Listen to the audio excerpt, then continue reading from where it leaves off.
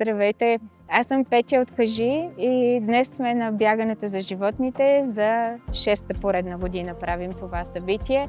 Много съм щастлива, че толкова много хора откликнаха за пореден път. Много хора се интересуват не само от бягането, но и от животните и от начините, по които могат да им помогнат. В кампаниите на Кажи могат да се намерят различни механизми, чрез които може да се повлияе за начин на живот на милиони и милиарди дори живи същества.